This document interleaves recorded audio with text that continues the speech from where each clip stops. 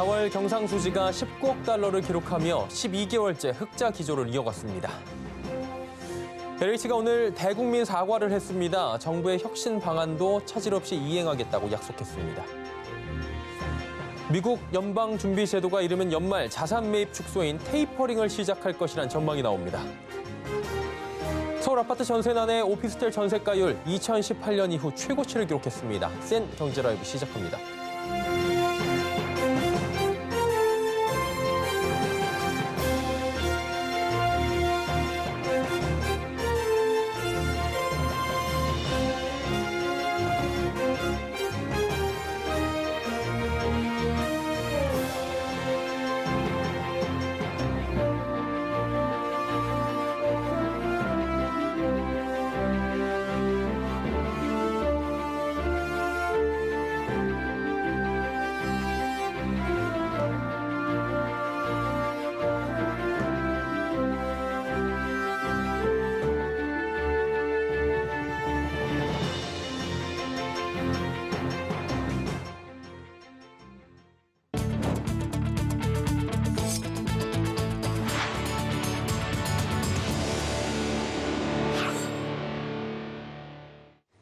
시청자 여러분 안녕하십니까? 센 경제라이브 서정덕입니다.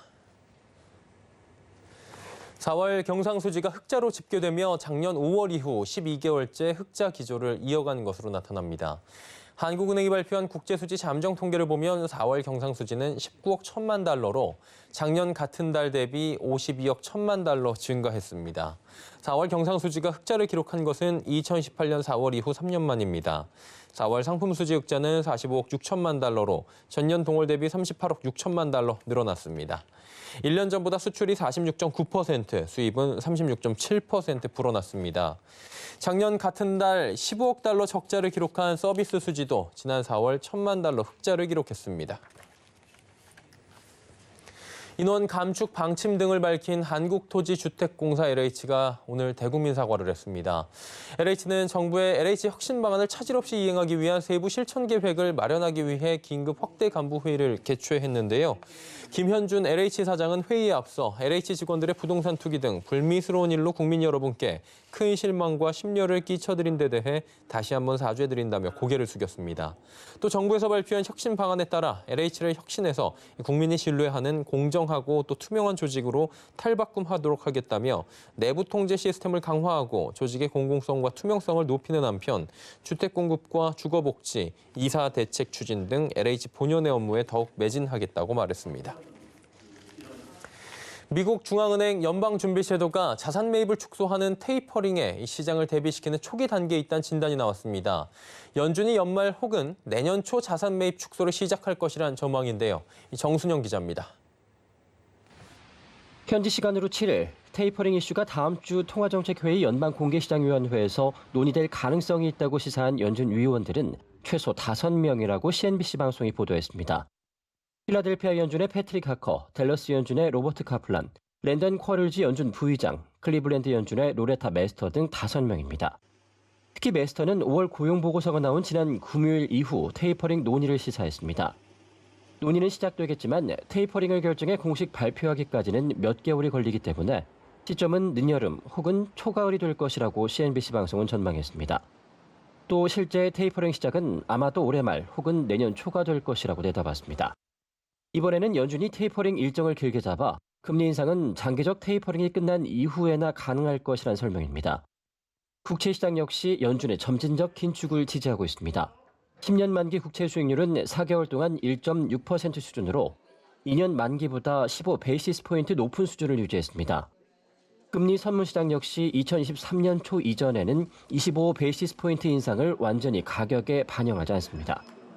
연준 위원들은 테이퍼링 선언으로 인한 변동성과 국채 수익률 상승을 예상하고 있습니다. 연준이 긴축 발작을 유발하지 않으면서도 인플레이션이 지속적이지 않게 완화 정책을 최대한 길게 유지할지가 관건이라는 분석입니다. 서울경제TV 정순영입니다. 오피스텔의 전세가율이 지난 2018년 이후 최고 수준을 기록했습니다. 부동산 리서치 업체 리얼투데이는 지난 4월 전국 오피스텔 전세가율이 84.61%를 기록했다고 밝혔습니다. 전국 시도 가운데 전세가율이 가장 높은 지역은 세종으로 92.29%를 기록했고 그 뒤를 이어 인천 87.08%, 경기도 86.6%의 순입니다. 리얼투데이는 아파트 전세 수요가 주거용 오피스텔 시장으로 옮겨가며 오피스텔 전세값을 밀어올린 것으로 분석했습니다. 지난달 17일부터 오피스텔과 상가, 토지 등 비주택의 담보대출 비율이 70%로 낮아지며 향후 오피스텔 수익률이 낮아질 것이란 분석이 나옵니다. 오늘 상가정보연구소는 지난 5월 전국 오피스텔 평균 수익률이 4.77%를 기록해 지난해 12월부터 6개월째 정체된 모습을 보이고 있다고 밝혔습니다.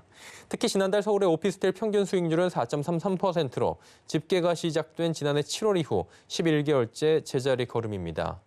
상가정보연구소는 대출 규제가 더해지며 레버리지 효과를 이용하기 더욱 어려워져 앞으로 수익률은 더욱 낮아질 것으로 전망했습니다. 고양시 덕양구 동산동 추락지구에 민간 도시개발 사업이 추진됩니다. 추진위원회가 결성돼 토지주의 동의를 받고 있다고 하는데요. 구역 지정이나 조합 설립 전 단계인데 사업 추진을 위한 주민들의 목소리가 큰 상황입니다. 인근 고양 창릉지구가 3기 신도시로 지정되며 땅값도 들썩이고 있다고 합니다. 그 현장 정창신 기자가 다녀왔습니다. 경기도 고양시의 관문격인 덕양구 동산동 일대. 이곳은 16년 전 그린벨트가 해제되면서 대규모 취락지구가 형성됐습니다. 주변이 신도시 아파트촌으로 변해갔지만 빌라촌과 낡은 주택 위주로 형성된 동네는 초라한 모습입니다. 개발 제한이 풀렸지만 용적률과 건폐율 제한에다 4층 이하 건축물만 지을 수 있기 때문입니다. 주민들은 좁은 도로와 열악한 생활 환경을 개선하고자 민간 도시개발로 뜻을 모으고 있습니다. 지금 현재 금액 한 40호가 되는데요. 동의는 현재 한 500 이상 받았습니다. 받고 토지는 3분의 2 이상이 돼야 되는데 확보가 돼야 되는데 아직 거의 지금 추진 중에 있습니다. 그리고 현재 환지 방식으로 도시개발 공사를 해가지고 하고 있어요. 하고 있는데 얘기 듣기로는 한 아파트 3,500세대 그 정도. 환지 개발 방식은 토지주들의 동의를 얻어 기존 토지를 개발하고 개발된 토지에 부담률을 적용해 소유자들에게 개발이 완료된 토지를 되돌려주는 방식을 말합니다. 업계에선 주변보다 개발이 늦어지고 있는 동산동 취락지구처럼 개발에서 제외된 도심지 주변 개발에 적합한 방식으로 보고 있습니다. 고양시에서는 교통과 인프라 등을 종합적으로 검토해야 개발이 가능할 것이란 입장입니다.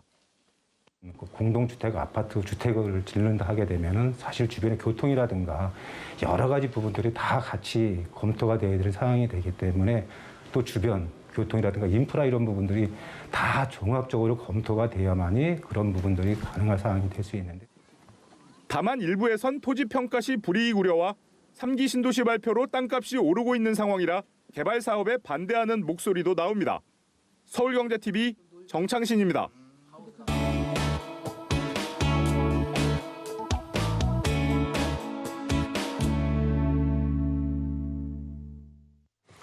삼기 신도시 개발이 가시화되며 인근 지역의 부동산이 덩달아 들썩이는 모습이죠. 여기에 수도권 곳곳에선 정부와 지자체가 추진하는 공공 또 민간 개발 사업도 잇따르는 분위기입니다. 그동안 개발에서 소외돼 낙후된 지역에선 개발의 붐을 타고 사업을 적극적으로 추진하는 모습도 나온다고 하는데요. 조금 전에 보신 고양 동산동의 취락지구처럼 환지 방식의 개발도 눈길을 끈다고 합니다. 자, 그렇다면 어떤 사업이고 주의해야 할 사항은 어떤 점들이 있는지 전문가들 모시고 얘기 나눠보도록 하겠습니다. 김효진 세종대 산업대학원 교수, 유윤옥 도시공학 박사와 함께합니다. 두 분 어서 오세요. 네, 안녕하세요. 안녕하세요. 예, 반갑습니다. 교수님께 먼저 여쭤볼게요. 도시개발 방식은 참 다양한 것으로 저희도 이미 잘 알고 있는데요. 동산 취락지구에서 환지 방식 이런 게 있다고 하는데 어떤 사업인지 먼저 설명해 주시겠습니까? 예. 도시개발 사업 방식에는 지구단위 계획과 도시개발법에 의한 방식이 있습니다. 예. 그중 도시개발법의 방식 운영에는 수용 방식 그리고 환지 방식 이 둘을 합한 혼용 방식이 있습니다. 이 중 이제 환지 방식은 보통 우리가 알고 있는 토지 수용 방식과는 다르게 토지 소유자의 동의하에 기존 토지를 개발하고 개발된 토지에 토지 부담률을 적용해서 각 토지 소유자들에게 개발 완료된 토지를 되돌려받는 재분배 방식을 말하고 있습니다. 또한 이 방법은 주로 토지주들이 제안에 의해서 민간 주도 방식으로 이루어지고 있으며 도시 기반 시설이 부족한 낙후 지역 개발 사업에 적합하고 사업 기간의 단축과 개발 이익금의 균등 분배가 이루어질 수 있다는 겁니다. 그러므로 또한 특징 중에 하나는 도시개발 사업 진행 과정 중에도 토지에 대한 매매가 가능하다고 하는 것입니다. 예.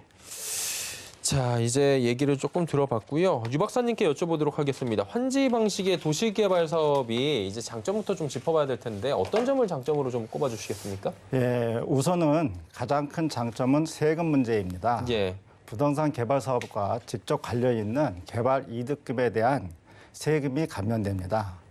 수용 방식과 비교해서 수용 방식은 금전 또는 대물을 받았을 때 그 세금을 취득세나 그 양도세를 내야 되는데 그런 부분이 예. 환지 방식에는 그 감면된다는 점입니다. 그리고 또 하나의 장점은 수용 방식은 많은 토지 소유자들이 토지 매각 후 금전 보상을 받고 예. 다른 지역으로 이주해서 뿔뿔이 살아가게 되는데 이 환지 방식은 개발 후에 환지받은 땅에서 재입주해서 다시 살 수 있기 때문에 본인들의 의사에 따라서 예. 마을을 떠나지 않고 재입주해서 살 수 있다는 장점이 있습니다. 그리고 무엇보다 가장 중요한 것은 도시개발 방식에서 다른 그 수용 방식은 사업비가 많이 들고 그 소요 기간이 많이 드는데 이 환지 방식은 사업비가 적게 들고 사업 기간이 짧아진다는 것입니다.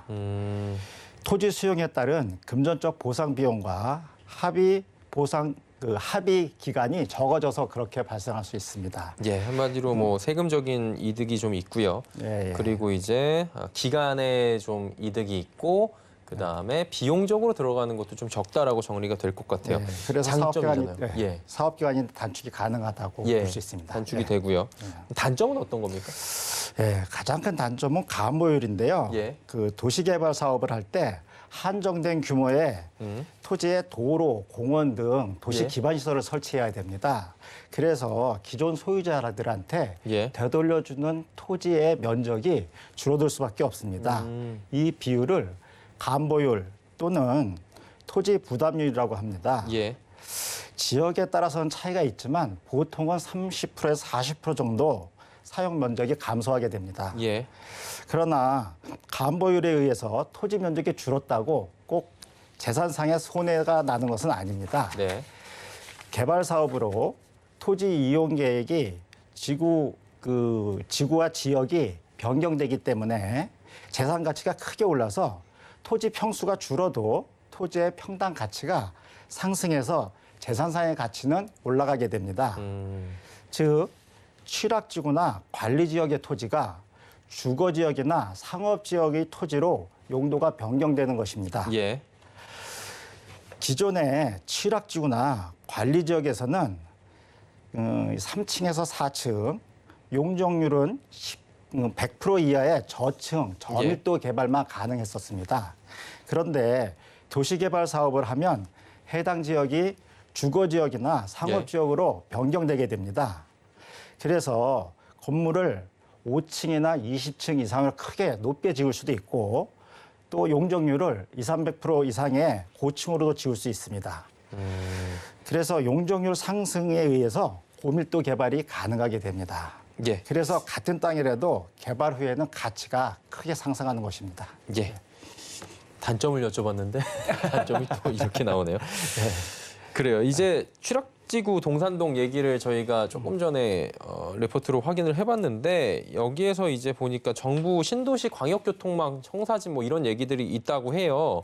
교통 관련해서는 어떤 점들이 좀 얘기가 되고 있는지 교수님께서 짚어주시겠습니까? 네, 그 3기 신도시 건설에 따라서 교통 대책이 무수히 쏟아져 내리고 있습니다. 예. 뭐 복잡할 정도라고 하시는 분들도 계신데 이 부분에 대해서는 대중교통과 도로교통으로 나누어서 한번 살펴보도록 하겠습니다. 예. 먼저 그 대중교통의 대책을 살펴보면 일단 가장 결정적인 이슈로다가 GTX-A 창릉형 신설을 넣을 수가 있습니다. 일단은 강남역까지 20분 정도의 진입이 가능하기 때문이죠. 예. 예, 그다음에 이제 교외선 운영이 재개될 예정으로 되어 있습니다. 일단 교외선은 2004년도에 중단됐는데 일단 수요 증가에 따라서 이제 경기도가 개선 대책을 마련했고 이 개선 대책에 따라서 고양시의 경우는 간산 고양동의 인구 밀도가 높은 지역을 통과할 수 있도록 노선 변경을 추진 중에 있습니다. 예. 마지막 또한 이제 그 고양 은평선이 경전철로 건설될 예정으로 돼 있습니다. 예. 근데 이 경전철에 이어서 고양시에서는 대곡에서 고양시청 식사역까지를 신교통수단 친환경수단인 트램으로 연결을 할 예정으로 돼 있고 예. 중앙로에서 통일로는 BRT 신설 계획이 강역교통 대책으로 되어 있습니다. 네, 도로교통 대책으로 잠깐 살펴보면은 일단 서울 문산간 도로개통이 이미 됐고요. 예. 이거와 연결돼서 백성역으로 연결 계획이 돼 있습니다. 또한 중앙로에서 예. 제2 자유로로 연결을 해서 서울 어디든지 쉽게 오갈 수 있도록 편리한 교통 체계를 만들고 이것으로 진행을 하고 있습니다. 예. 편리성을 위해서는 이제 일산 서운흥 간 연결도로가 계획돼 있고 강경북로가 서울시 구간의 확장 등으로 계획이 되어 있습니다. 이제 교통 관련해서 하나하나 좀 짚어봤고요. 교수님께 조금만 더 여쭤볼게요. 여기 동산동도 3기 신도시의 일부가 포함이 되면서 땅값이 지금 폭등을 하고 있다라는 얘기가 있어요. 그러다 보니까 투자를 하실 때는 주의가 반드시 좀 필요할 것 같은데 어떤 부분을 좀 주의해야 될까요? 네, 이 3기 신도시 개발과 관련해서 굉장히 관심이 많은 지역으로 예. 지금 부각이 되고 있는 것으로 알고 있습니다. 이것에 관해서 몇 가지 주의점을 말씀드리면 일단은 환지 방식으로 지금 추진을 하고 하는 계획으로 있어서 지방자치제의 어떤 그 조례 규정을 좀 살펴볼 필요가 있습니다. 이 지방자치제별로 조례가 좀 다르기 때문에 제한 규정이나 허가 등에 대해서 알아보고 투자를 하시는 것이 좋을 것 같습니다. 예. 앞에서 유은옥 회장님께서 말씀하신 것 같이 이 방법은 환지 방식의 경우에는 평가식 환지 방식을 원칙으로 규정하고 하고 있습니다. 그렇기 때문에 이 감보율 적용하고도 관계가 있기 때문에 이 부분은 이제 유의 깊게 보시면 될 거고 두 번째로 제가 개인적으로 말씀드리고 싶은 것은 공부를 좀 하셔야 될 것 같아요. 이 투자를 하기 위해서는. 그래서 투자 목적에 맞는 어떤 그 전략과 어떤 이 데이터와 이런 부분들을 잘 살펴서 이 가격이라든지 시세 부분도 예를 들면은 그 국토부 사이트에 1년간 거래 실적의 데이터를 분석을 해본다든지 아니면 지방자치제의 어떤 허가 조건이나 현재까지의 과정이 어디까지 와 있는지 이런 부분들을 면밀히 검토를 해서 본인이 판단하에 어느 정도 의사결정을 할 수 있는 이런 공부가 좀 필요하지 않을까라고 생각을 하고 있습니다. 마지막으로 말씀드리고 싶은 것은 좀 더 장기적인 안목으로 투자 계획을 세웠으면 좋겠다라고 생각을 하고 있습니다. 왜냐하면 본인의 투자 목적을 달성하기 위해서는 단기적인 투자보다는 조금 시간을 갖고 투자를 하는 것이 필요하고 너무 이 불확실성이 존재하고 있기 때문에 예기치 못한 그 변수가 발생을 해서 사업이 지연되든지 사업 승인에 대한 어떤 문제점들이 발생될 수가 있습니다. 그래서 좀 더 여유를 갖고 투자 목적을 달성할 수 있도록 시간적인 여유를 갖고 하는 것이 좋겠다라고 말씀드립니다. 예. 환지 방식의 도시개발 사업이 구체적으로 어떤 것인지 그리고 신도시 인근 지역에 투자를 할 때는 주의점이 어떤 것들이 있는지 오늘 자세히 알아봤습니다. 김효진 교수, 유윤옥 박사와 함께했습니다. 두 분 고맙습니다. 네, 감사합니다. 감사합니다.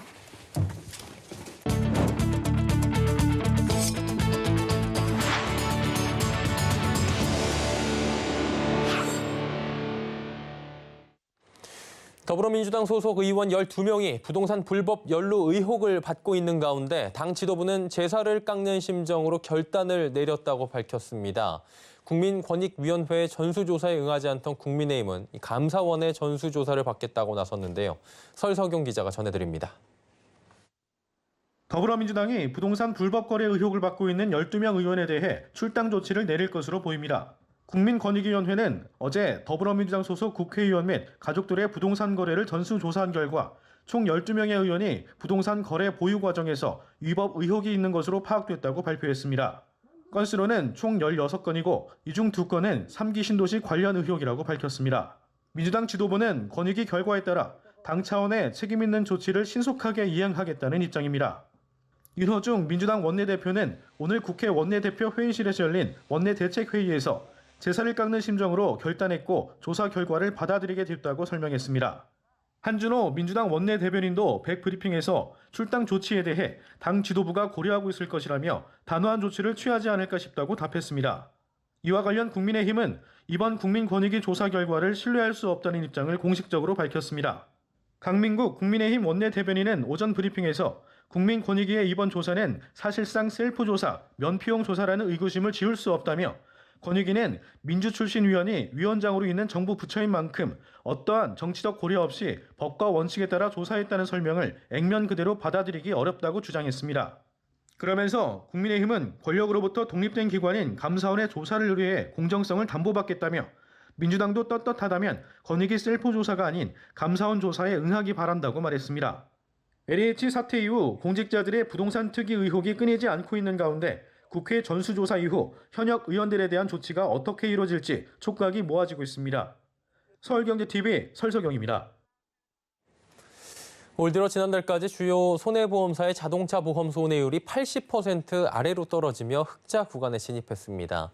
업계에 따르면 삼성화재와 현대해상, KB손해보험, DB손해보험의 지난달까지 자동차 보험 손해율은 79.1%에서 79.8%로 잠정 집계됐습니다. 자동차 보험 손해율은 전체 보험료 수입 대비 보험금 지출의 비율로 80% 선이 손익분기점에 해당하는 것으로 알려집니다. 총 점유율이 85%에 달하는 4개사 모두 5개월 동안의 손해율이 79%대를 기록해 현재까지 흑자 상태로 추정됩니다. 이러한 손해율 추이가 유지된다면 2017년 이후 처음으로 자동차 보험이 흑자를 달성한 가능성이 있습니다. 한화 호텔앤리조트가 호텔과 리조트 사업에 메타버스를 도입해 포스트 코로나 시대를 준비합니다. 한화는 3D 공간 데이터 플랫폼 기업 어반베이스와 전략적 업무 협약을 맺고 홈 디자인 및 인테리어와 관련한 프롭테크 사업 기반을 마련한다고 밝혔습니다. 프롭테크란 모바일과 빅데이터, 정보통신 기술 등을 접목한 부동산 서비스로 이를 통해 한화는 오프라인에 국한했던 숙박 경험을 온라인 가상현실을 통해 제공하게 됩니다. 나아가 온라인 라이프스타일 플랫폼을 조성해 호텔, 리조트 사업장을 활용한 마케팅을 실시하고 고객 맞춤형 서비스를 구현합니다. 이는 코로나 사태로 오프라인 방문객이 감소한 데 따른 전략으로 한화는 주거와 인테리어 시장에 미래 사업 모델을 구축한다는 목표입니다.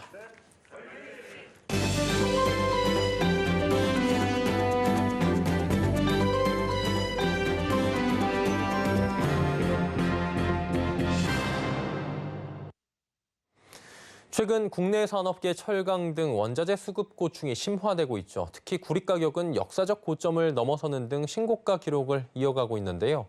원자재 슈퍼사이클 속 구리 광산을 개발해 미래 에너지 대응에 나선 기업이 있다고 합니다. 원자재 발굴로 새로운 동력 시대를 대비하는 프리굿을 만나봅니다. 골드만삭스는 최근 구리를 새로운 석유라고 표현했습니다. 전기차 보급이 증가하면 전기차 모터와 배터리에 들어가는 구리 수요가 폭발적으로 증가할 것이라고 전망한 겁니다. 프리굿은 구리 광산을 중심으로 해외 자원 개발에 나선 국내 원자재 회사입니다. 사명인 프리굿은 공기와 같이 거의 무한으로 존재해 대가를 치르지 않고 얻는 재화, 자유재를 말합니다. 2007년 설립된 프리굿은 운두루나란 구리광산 프로젝트를 인수해 지난 12년 동안 탐사와 시추, 매장량 확정, 시험 채굴과 생산 등을 진행했습니다. 오성민 프리굿 대표는 당시 글로벌 금융위기를 겪으며 실물 시대의 도래를 확신했다고 말합니다. 원자재 슈퍼사이클이었죠. 그래서 원자재 대란 났었어요. 그때 당시에는 한국의 상장회사가 한 1000개가 자원 개발을 했었어요. 지금의 바이오 열풍처럼. 그때 리먼 브러더스 위기 터지고 서프라임 모기지 터지고 저는 실물의 시대가 올 거라고 본 거예요. 그리고 달러의 붕괴. 그러니까 달러가 금이 가고 있다라고 생각을 한 거죠. 현재 경제 상황에 대해 오 대표는 원자재 슈퍼사이클 재현 가능성에 무게를 뒀습니다. 특히 원자재 수요 증가가 예상되는 반면 공급은 갑자기 늘기 어려운 만큼 원자재 기업들의 우호적인 환경이 될 것이라고 봤습니다. 2012년도 이후에 광산 쪽에 투자가 전혀 안 됐다고 보셔도 돼요. 전 세계가. 그러니까 그래서 원자재 가격이 폭락을 했어요. 그러다 보니까 또 투자가 안 됐어요. 그래서 많이 회사들이 파산했고, 그다음에 살아남은 데가 많지 않고, 그다음에 아시다시피 오래 걸려요, 사이클이. 그러니까 구조조정이 끝난 거죠. 공급 쪽의 사이드에서. 공급이 탄력적이지 않다. 수요가 늘더라도 공급할 수 없는 상황인 거죠. 원자재 중에서도 오 대표가 구리에 주목한 이유는 산업 패러다임 시프트입니다. 대표적으로 완성차 시장의 중심이 내연기관에서 전기차로 넘어갈수록 핵심 자재인 구리의 수요는 늘 수밖에 없다는 겁니다. 전 세계 자동차가 15억 대가 있어요. 그러면 예를 들어 전기차 점유율이 10%를 차지했다라고 가정해 보자고요. 1,500만 톤이 필요해요, 구리가. 근데 1년에 공급되는 구리가 전 세계에서 한 2,100만 톤 돼요. 지금 전기차만 있는 게 아니라 친환경 에너지도 그만큼 들어가요. 친환경 에너지에서 190만 톤, 1년에. 그다음에 전기차에서 170만 톤 예상하더라고요. 양쪽이 지금 다 신규 수요예요. 전기차, 친환경 에너지 다 신규 수요예요. 근데 신규 공급은 힘들어요. 그러니까 구리는 쇼테지 날 수밖에 없죠. 프리굿은 광산 개발과 세계 3대 주식 시장인 홍콩 상장을 통해 글로벌 메이저 광산 회사로의 도약을 준비하고 있습니다. 홍콩 증권거래소의 광산 에너지 회사의 상장 특례 조항 18장에 의해 매출이나 영업이익 없이도 매장량이나 예비사업 타당성 조사 보고서 등의 요건을 평가하기 때문입니다. 이를 위해 지난달 7일 홍콩 라파엘로 증권사와 프리 IPO 자금 유치 주관사 계약을 체결했습니다. 그러니까 광산의 수년제 가치의 반의 투자가 되더라고요. IPO 경우에. 근데 이제 뭐 저희는 그 금광이 상부에 4개가 있어요. 그리고 하부에는 큰 구리광체가 있어요. 근데 지금 저희가 탐사하고 시추한 건 금 4개 중에 하나밖에 못했어요. 지금까지. 그리고 12.4톤 매장량 나왔는데 매출로는 8천억이 넘거든요. 아마 순이익으로는 뭐 4천억이 넘을 거고요. 그런 앞으로 남은 3개의 광산과 그다음에 지금 다들 구리 하는데 그 구리의 가능성까지 감안하면 성장성이 크다고 본 거죠. 2022년 하반기 상장이 현실화될 경우 한국 최초의 홍콩 상장 사례가 됩니다. 프리굿은 광산 개발과 상장 등을 바탕으로 글로벌 원자재 슈퍼사이클소 유니콘 기업으로 거듭난다는 목표입니다. 서울경제TV 정세미입니다. 센 경제 라이브 저희가 준비한 소식은 여기까지입니다. 편안한 저녁 시간 보내시길 바랍니다. 고맙습니다.